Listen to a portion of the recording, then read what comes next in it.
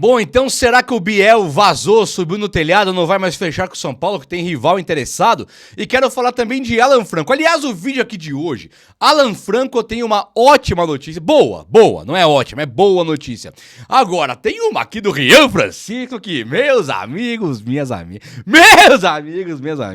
eu tô acreditando aqui, pelo que eu vou informar a vocês, que o Rian Francisco pode imediatamente beliscar essa vaga de titular do time do São Paulo.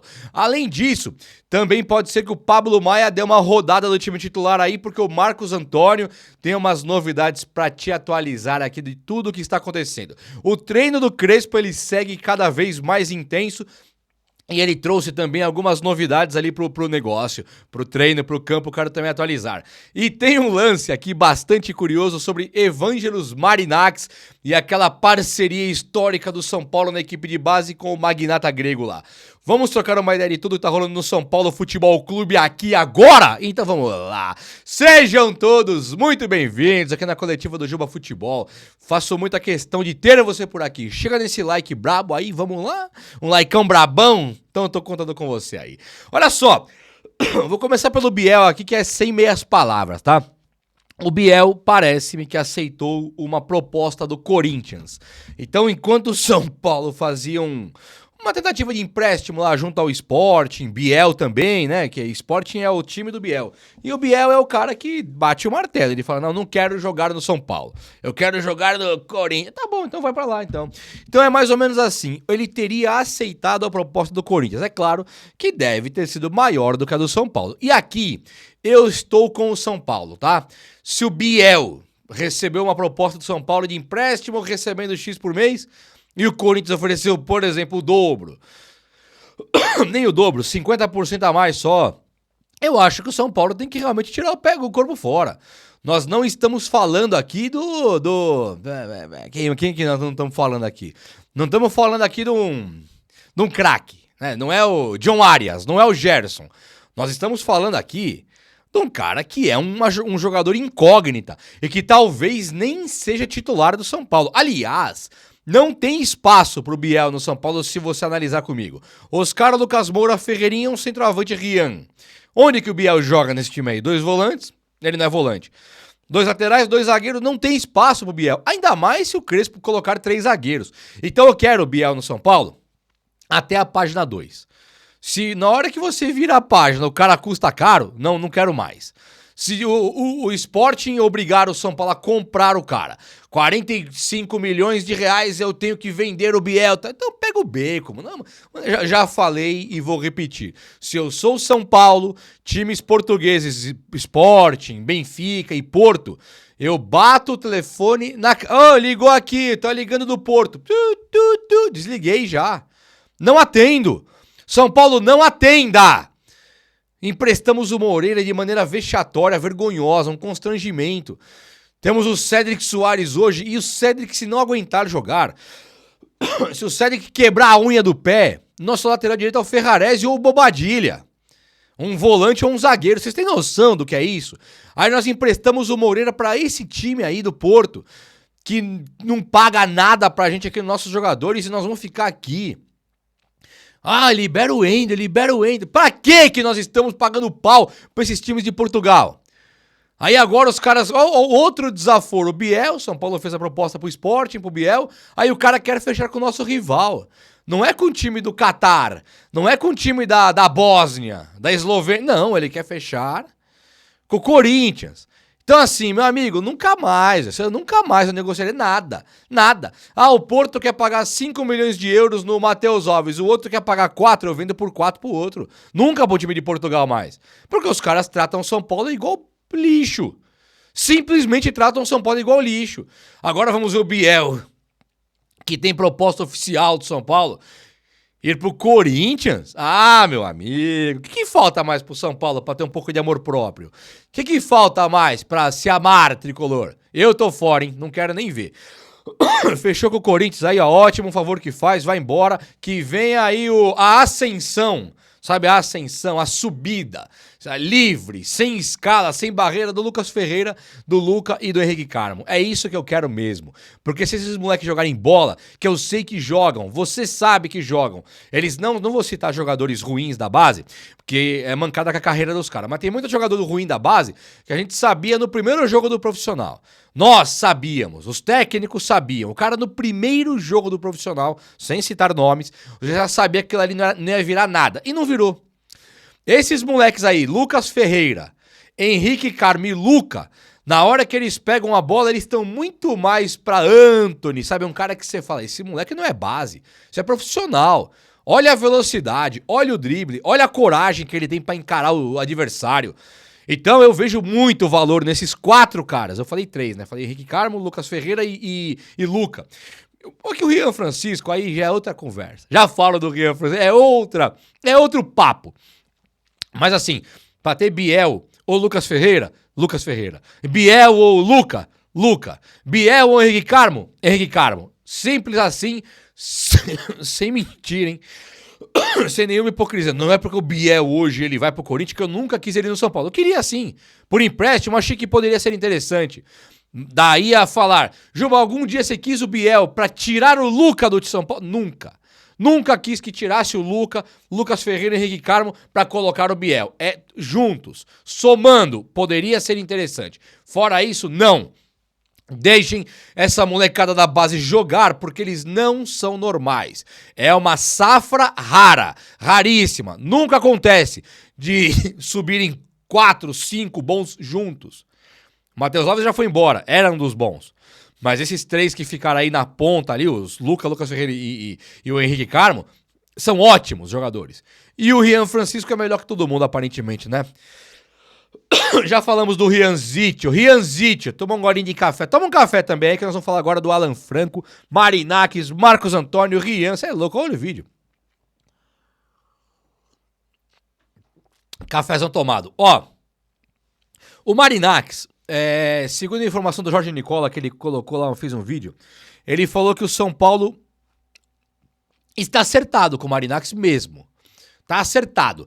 Só que o São Paulo, ele nunca tinha feito um projeto, uma negociação onde ele entrega parte da porcentagem de lucro da base para alguém.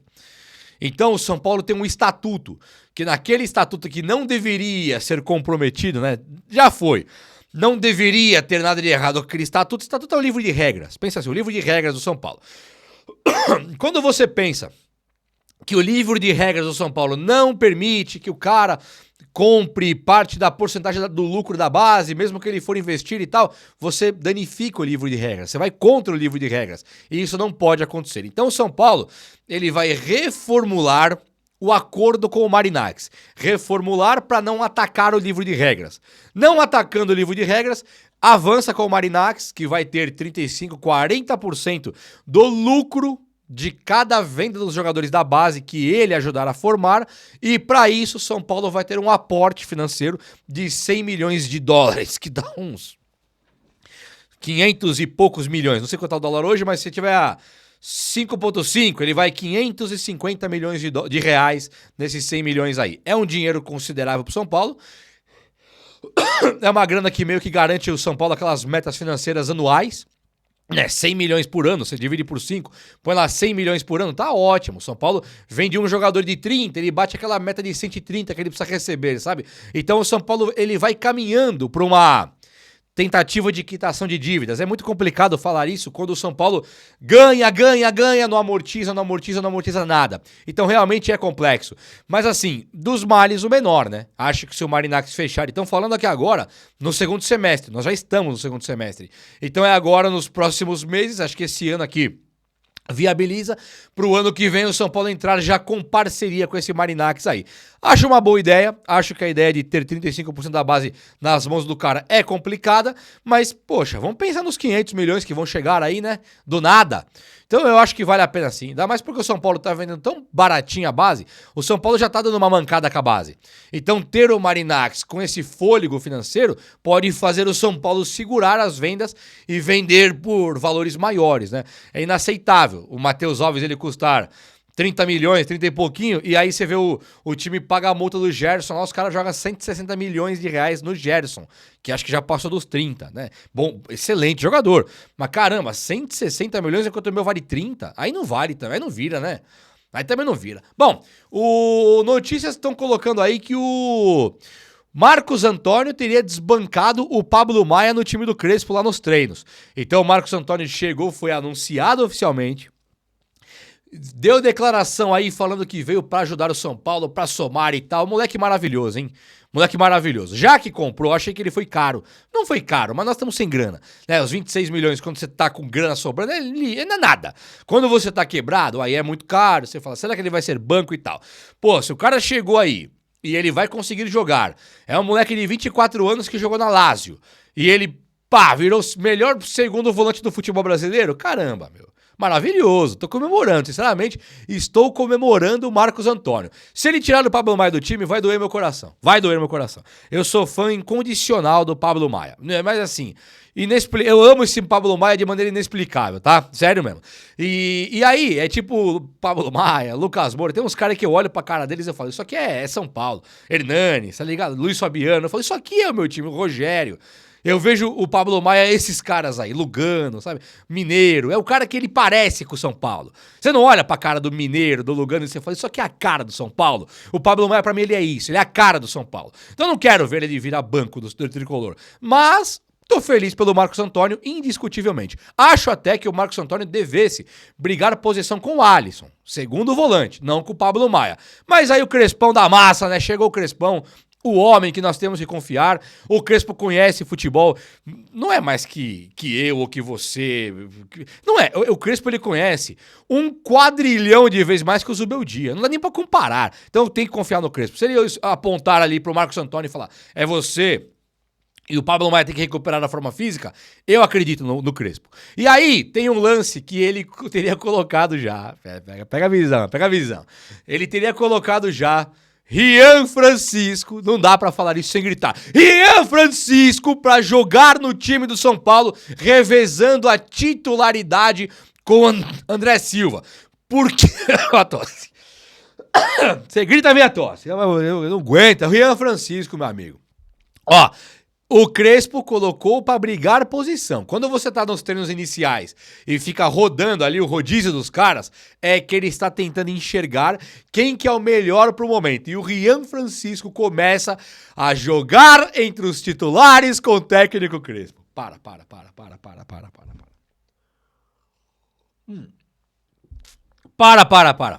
Se isso acontecer, olha no meu olho aqui agora, que isso aqui é muito importante.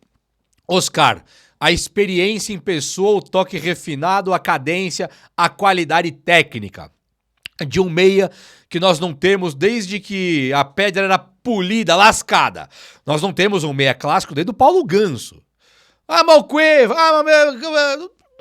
tirando Hernanes e Kaká, tirando esses dois caras aí, que vieram aqui fazer favor pra gente, essa é a verdade, né? Vieram ajudar. Não eram caras, você vê aquele Hernanes da China lá que a China pediu de volta, não era um cara que cabia no nosso orçamento. Se não fosse São Paulino, teria ido pro Flamengo. O Lucas Moura agora que volta, se não é São Paulino, teria ido pro Palmeiras, Flamengo. Mas não, os caras quiseram vir aqui. Então, tirando esses caras que quiseram voltar pra ajudar a gente, pegar meia que nós fomos no mercado e contratamos. Acho que o último meia clássico de criação de jogo era o Ganso. Acho. Deve ter algum aí. Mas não teve o meia. Mas teve não sei quem, o Cueva. Não adianta falar, foi pouquíssimo. O Nenê. Sabe, não teve. O cara que ficou 5 anos ali e tal. E aí, agora o Oscar chegou. Depois do Oscar, que tem a característica de ser um cara mais lento, não é que ele é lento, mas ele é mais lento, ele precisa criar para 2 caras rápidos, que passam pelas pontas e tal. Aí nós temos Lucas Moura e Ferreirinha, que são 2 foguetes. São 2 caras exageradamente rápidos, que conduzem a bola com extrema facilidade. 2 excelentes jogadores, pra mim aí tem até craque envolvido. Eu acho que os 2 são craques, mas vamos chamar o Lucas de craque. O Lucas de craque e o Ferreirinha de excelente? Aceito, mas pra mim os 2 são craques. E aí você vai na frente, onde tem o problema, Caleri em má fase, André Silva que não sei, o Dineno que não sei. Aí surge Rian Francisco, um fenômeno da base. E ele é um fenômeno. Ele é um jogador absolutamente diferenciado. Ele é um cara que ele cheira gol. Ele olha pro marcador, ele já sabe onde ele tem que correr pra receber sozinho e fazer o gol. Já premeditou, já viu onde tava o goleiro. E ele foi letal em todas as participações dele na equipe de base. Quando ele começa no profissional, a mesma coisa. Não sente jogo difícil, jogo fácil. Não olha pra cara do zagueiro e fala, nossa, esse aqui é bom, esse aqui é ruim. Não tá nem aí.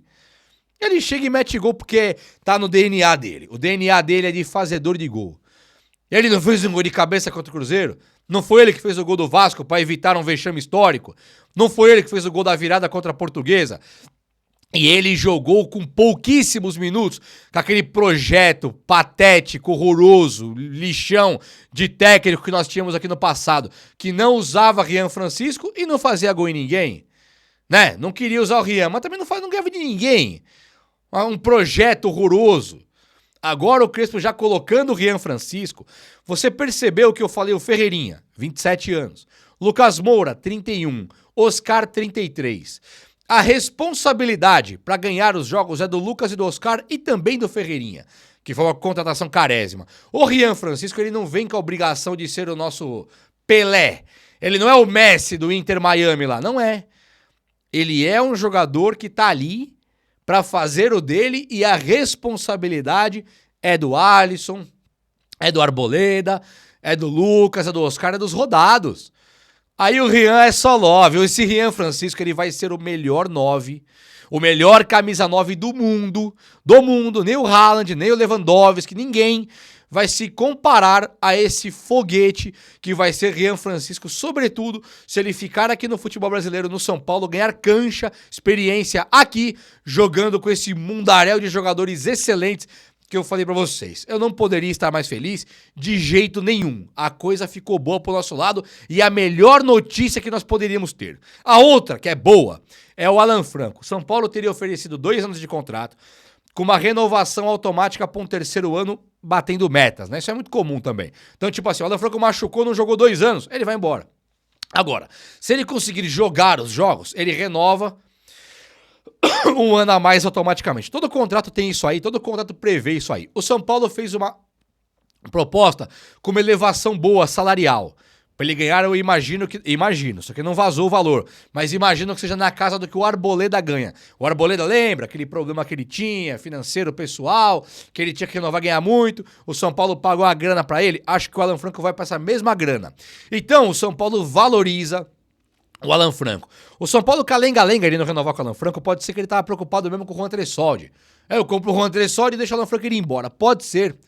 Só que quando o São Paulo, no primeiro momento que o São Paulo não quer renovar mais com o Tressoldi, permite que ele vá embora, aí o Alan Franco ele passa a ser prioridade. É nojento de pensar que isso é verdade. O São Paulo nunca poderia ter deixado o Alan Franco correr frouxo porque tinha Juan Tressoldi na parada. Nunca. Tô torcendo para que não seja verdade. Então vamos pensar que o Alan Franco hoje tem que aceitar a proposta e renovar de maneira valorizada por mais 3 anos. Vai ter uma trajetória lindíssima com o técnico Hernan Crespo, lindíssima mesmo. O Crespo que queria o Alan Franco no São Paulo, junto com o Arboleda, escrevendo seu nome na história do São Paulo. São Paulo teve zagas muito boas, mas de uns anos pra cá, ele teve zagas muito... Desculpa, ele teve zagas muito ruins. O Beraldo, por exemplo, que foi um bom back que jogou com a Arboleda, ele foi vendido com 1 ano de São Paulo. Nem sei se jogou 1 ano inteiro. Então é horroroso de pensar que nós não firmamos uma zaga. Hoje, Alan Franco e Arboleda é uma zaga para fazer tipo Jeromel e Kahneman fizeram no Grêmio. Uma zaga fixa. Uma zaga onde você troca o técnico, troca o meia, troca o centroavante, laterais, mas a zaga tá lá. A zaga é fixa. E isso pra mim é o caminho do sucesso. É um dos caminhos do sucesso. É ou não é? O vídeo de hoje foi esse. Eu espero que você tenha gostado. Se você gostou, chega nesse likeão aí. Tamo junto. Um abraço, meus amigos. Até a próxima. Valeu!